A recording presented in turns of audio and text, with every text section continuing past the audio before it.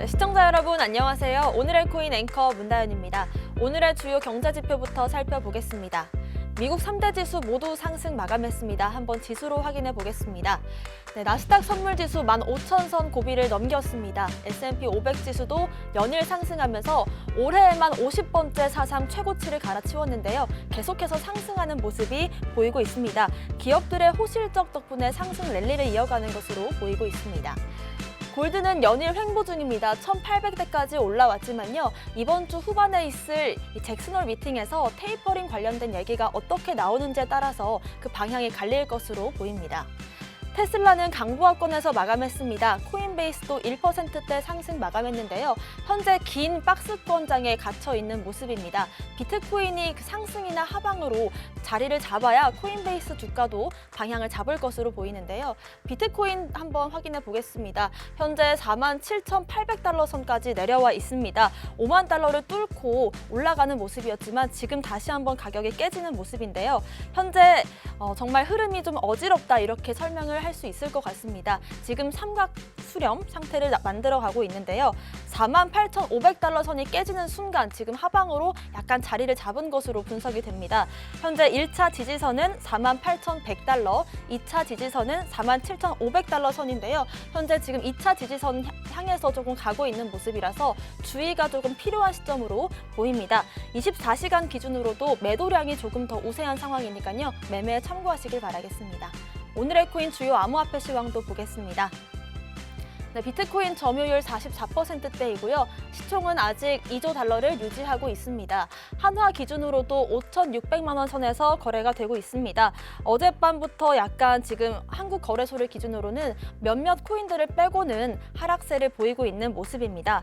온톨로지 가스, 스팀 달러, 던 프로토콜 정도가 상승세를 보였는데요. 하지만 또 반대로 큰 상승을 보였다가 쫙 빼줬기 때문에 지금은 조금 신규 매수에 주의가 필요한 시점으로 보입니다. 그래도 한번 분석을 해보면요. 온톨로지 가스는 제가 생각했을 때 그냥 갑자기 상승하는 경우가 조금 많은 것 같습니다. 5월에 큰 상승을 보였을 때에는 지금 이 스테이킹 이슈로 하루에 5배가량이 오르긴 했었지만요. 지금은 갑자기 오른 것으로 보입니다. 제가 이렇게 말하는 데는 다른 이유가 있는 게 아니라요. 지금 시장 상황이 조금 그렇게 보여집니다.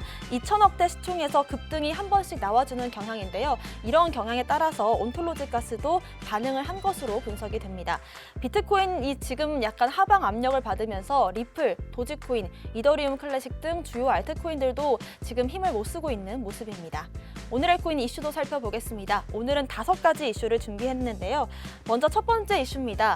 에이다가 시총 1,000억 달러에 육박했습니다. 비트코인과 이더리움의 아성을 넘보고 있는데요. 네, 암호화폐 에이다 시가총액이 곧 1,000억 달러, 한화로 약 117조 2천억을 넘길 것으로 전망이 되고 있습니다. 지금까지 시총 1,000억을 넘긴 건 단 2개뿐인데요. 비트코인과 이더리움 둘뿐입니다. 그런데 이제 에이다가 도전을 하고 있습니다. 최근 스마트 컨트랙 기능을 이제 도전하면서 시스템 업그레이드를 앞두고 급등을 해왔는데요. 9월 12일 업그레이드를 앞두고 있습니다. 지난 7거래일 동안만 40%가량이 뛰었습니다. 시스템 업그레이드가 마무리가 되면 자동화된 디지털 자산 대출 그리고 거래 등을 지원하는 디파이 플랫폼을 응용해서 더 폭넓게 제공을 할 수 있게 됐습니다. 그렇다면 이제 이 에이다의 가격은 어떻게 될까요? 일단 블룸버그는 긍정 쪽에 한 표를 던졌습니다.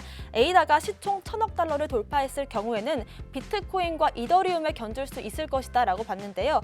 지금 또 에이다가 전기 소비가 상대적으로 좀 좋고 덜하기 때문에 이 부분도 긍정적인 포인트로 잡았습니다. 또 반면 유명 암호화폐 애널리스트 겸 트레이더 마크 데이비스도요.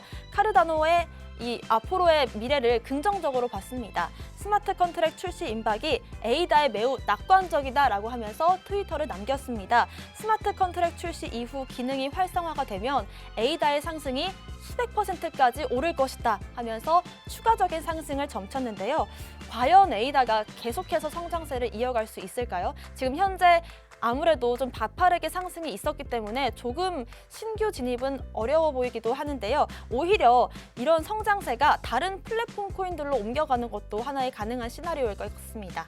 두 번째 이슈도 보겠습니다. 네, 엘살바도르에서 9월 초 공식 암호화폐 지갑을 출시합니다. 네, 엘살바도르는 지금 9월 7일부터 비트코인을 공식 통화로 지정하기로 했습니다. 내달 초, 9월 초 이제 공식적으로 정부 지원에 지갑에 가동을 들어간다고 하는데요. 보도에 따르면 나이브 부켈레 엘살바도르 대통령이 트위터를 통해서 9월 7일부터 치보 지갑을 지원하겠다, 다운받아서 이용할 수 있다고 밝혔습니다. 하지만 이게 모든 국민들에게 의무사항은 아닙니다. 선택을 할 수 있지만 만약에 치보 지갑을 다운로드하는 사람들은 그 다운로드하는 과정에서 무려 $30를 지원할 수 있다라고 밝혔습니다. 아무래도 좀 이익이 있다 보니까 많은 분들께서 고려를 하고 국민들이 채택을 할 것 같은데요. 치보 지갑에는 비트코인 거래를 자동으로 달러로 환전할 수 있는 기능이 탑재되어 있고요. 이용자들은 지갑에 비트코인을 보관을 했다가 나중에 또 엘살바도르 내에서 200개 정도의 ATM기에서 현금을 인출할 수도 있습니다. 하지만 또 엘살바도르의 이런 비트코인 공식 통화 채택에 대해서 긍정적인 전망들만 있는 건 아닙니다. 좀 부정적인 시각들도 세계적으로 좀 있고 지금 계속해서 좀 시위도 이뤄지고 있는데요. 일단 세계은행과 IMF가 좀 부정적으로 보는 입장입니다. 일단 세계은행은 이 채굴 과정이, 비트코인의 채굴 과정이 환경에 좀 악영향을 미치고 통화 투명성에도 문제가 될 수 있기 때문에 부정적으로 보는 입장이고요. IMF도 아무래도 불편한 심기를 드러낼 수밖에 없는 상황인 것 같습니다. 비트코인을 법정 화폐로 채택을 했을 때 수많은 문제들이 있을 것이다 라고 봤는데요. 금융 문제, 거시경제 문제, 또 법률 문제까지 있을 수 있기 때문에 지금 신중한 분석이 필요하다라고 보고 있습니다.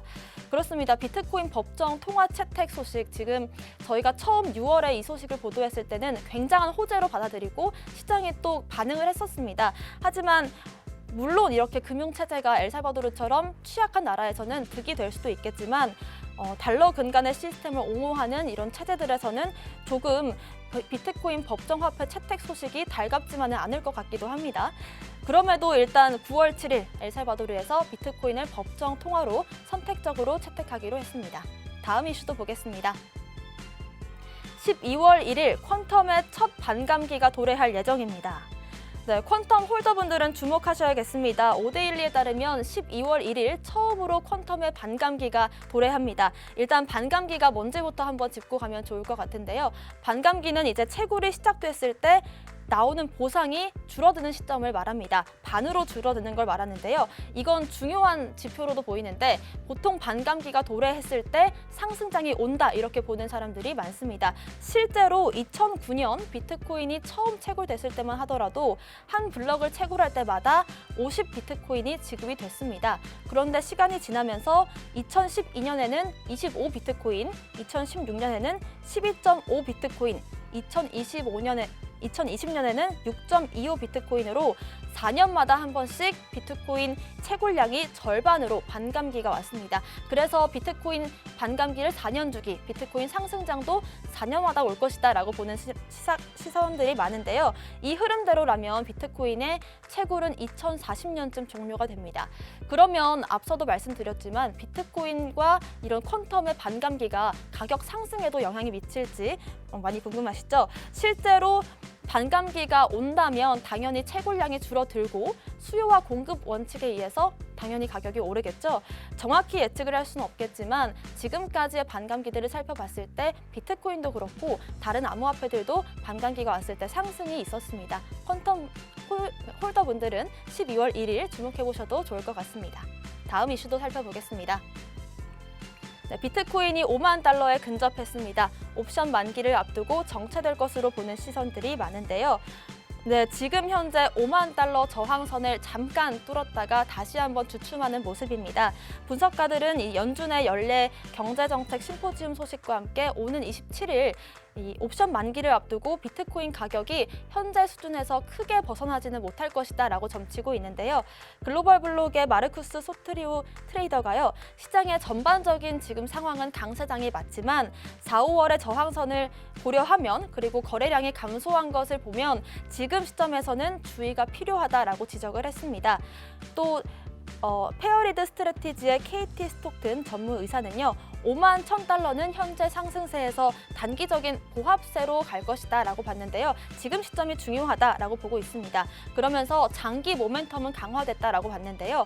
200일 이평선이 다시 한번 상승을 하고 있기 때문에 긍정적으로 볼 수도 있겠다라고 말을 덧붙이기도 했습니다. 일단 지금 시점에서 CME 비트코인 옵션 만료가 좀 중요한 요소로 보이는데요. 약 25%의 비트코인 옵션 미결제 약정이 오는 27일 만료됩니다. 얼마 남지 않았죠. 지금 미결제 약정이 가장 집중되어 있는 부분이 5만 달러 선이기 때문에 지금 이 5만 달러 선이 심리적 저항이기도 하지만 기술적인 저항선으로도 보여집니다. 이 부분을 잘 체크하셔야 될 것 같고요. 또 분석가 비트코인 아카이브가 23일 이제 주간 단기 이평선을 분석을 했습니다. 지금 주간 단기 이평선이 장기 이평선을 뚫고 올라가는 크로스오버가 발생했다라고 분석을 했는데요. 지난해 10월 크로스오버가 발생한 이후에 비트코인 가격이 무려 5.5배가 증가를 했습니다. 그렇기 때문에 지금 상황에서 좀 의미 있는 지표가 아닌가 생각이 되는데요. 이 부분 꼭 체크해 보시고요. 비트코인 선물 만기를 기점으로 어떻게 가격 향방을 잡을지도 주목해보면 좋을 것 같습니다. 마지막 이슈도 살펴보겠습니다. 네, 신한은행이 코인빗 계좌 입금을 정지했습니다. 회원들이 이탈이 불가피해 보이는데요. 네, 지금 마지막 이슈는 조금 무거운 얘기가 될 것 같습니다. 신한은행이 가상자산 거래소죠. 코인빗이 발급했던 가상 계좌를 이제 입금 정지하기로 결정을 했고 조만간 시행할 예정입니다. 특근법 유예 기간 막바지를 앞두고 이제 초대형 거래소들의 빨간불이 들어온 상황인데요. 실제로 계좌 입금 정지를 당하면 신규 입금이 안 되는 겁니다. 신규 예치금이 없으면 당연히 거래량이 줄어들고 가격에도 영향을 미치겠죠. 물론 이 7월 14일 공문을 발표했습니다. 7월 30일부터 금융거래를 중단하겠다라고 밝혔는데요. 그 이유도 밝혔습니다. 첫 번째로는 가상자산 취급업소인 것을 밝히지 않았고 두 번째로는 당행 계좌를 가상자산 관련해서 집금 계좌로 썼다. 집금 계좌가 많이 문제가 되고 있죠. 세 번째 이유도 연결되어 있습니다. 집금 중지를 2회 요청했는데 계속해서 집금 계좌를 사용했다라는 부분을 지적했고요. 네 번째로는 자정거래 혐의들도 있고 좀 부정적인 시각을 키울 수 있다, 우려스럽다라고 봤습니다. 그래서 코인빗은 신한은행의 처분이 부당하다라고 말을 하면서 효력 정지 가처분 신청을 냈지만 법원에서는 받아들여지지 않았습니다. 신한은행 관계자는 효력정지 가처분이 기각되면서 계좌에 대한 입금 정지 조치를 준비 중이라고 밝혔는데요. 하지만 아직까지 날짜가 확정되진 않았지만 빠른 시일 내에 조치를 취할 것이다 라고 봐서 우려스러운 상황입니다. 그래도 조금 불행 중 다행인 건요. 입금 정지가 기존 회원들의 자산 회수에 영향을 주진 않을 것으로 분석이 되고 있습니다. 코인빗으로의 자금 유치를 막는 차원이지 출금이 안 되는 건 아니니까요. 지금 이용 중이신 분들은 참고하시길 바라겠습니다. 그리고 시세 하락이 아무래도 좀 중요해 보입니다. 불가피해 보이는데요. 지금 입금 금지가 간접적으로 자산 가치들의 하방을 이끌 수 있다라고 보여지고 있습니다. 제가 지금까지 계속해서 특근법 관련해서 소식들을 전하면서 은행들에서 아무래도 좀 부담을 느끼는 게 아닌가 싶습니다. 특히 최근에 있었던 머지포인트 불똥이 튀었다라고도 보여지는데요. 업비트가 1호로 최근 사업자 신고를 하면서 다른 거래소들도 조금 신고를 할 수 있지 않을까 희망을 가져봤는데 계속해서 조금 소비자들을 보호하려는 차원에서 조심스러운 모습이 이어지고 있는 것 같습니다. 오늘의 코인 이슈까지 살펴봤습니다. 저는 잠시 후 다시 돌아오겠습니다. 오늘의 코인 가자!